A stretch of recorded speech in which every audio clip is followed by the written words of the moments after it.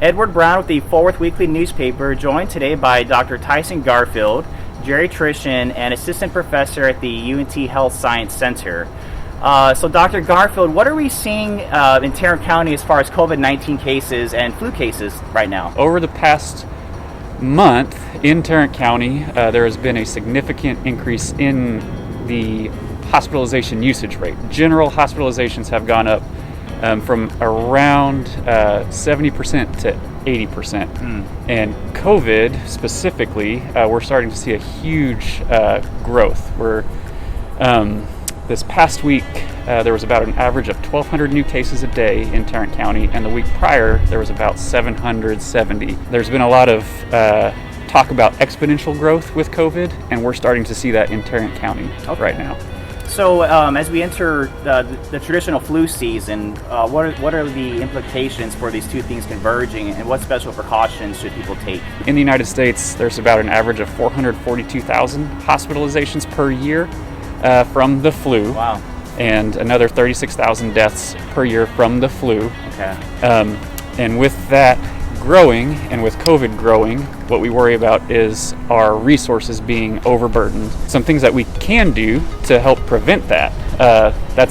This is kind of a scenario that concerns us all. But if we all take our COVID precautions and transfer them to the flu, if we all wear our mask, wash our hands, stay apart as much as we can, and get our flu shot. We're still waiting on our COVID vaccine. There are 2 out now that have very promising figures, but we do know that we can get the flu shot and reduce our risk of getting ill, getting other people ill, and overburdening our systems.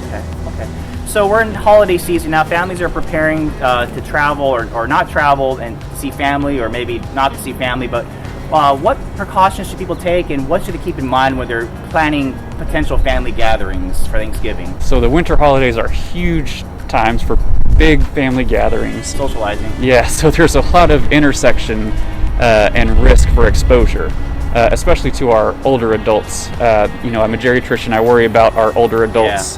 They have a higher risk of long-term consequences and death from COVID and the flu. And so to help reduce that, things we can do, we kind of mentioned, we can meet virtually is number one. If you can meet virtually, I would say do that. Reduce the number of people coming to your gathering. 10 people or less would be ideal. Don't have that intersection of family and friends. Gather outdoors. The weather today is beautiful. On Thanksgiving, hopefully it's the same. Could be. Don't be inside, be outside. And then wear a mask, wash your hands. Try not to hug that person that you want to hug, that you've wanted to hug for the past year. Things like that. And if you travel, the same kind of quarantine precautions apply for flights, or? If you travel, you should, if you can, this is a limited population, if you can isolate 7 days before, if you can quarantine yourself 7 days before you travel, and then the same after coming back. That'll all help slow the spread or prevent it. For sure, absolutely it will. So it's not as fun as your traditional get-together, but this is the year to consider a virtual family get-together, and as the doctor said, keep those numbers as low as you can. Dr. Garfield, we appreciate the work your group does here at UNT Health Science Center with public education and public health services. So thank you from us, and stay safe this holiday, and happy holidays. Happy holidays. Thank you, Eddie. Thank you.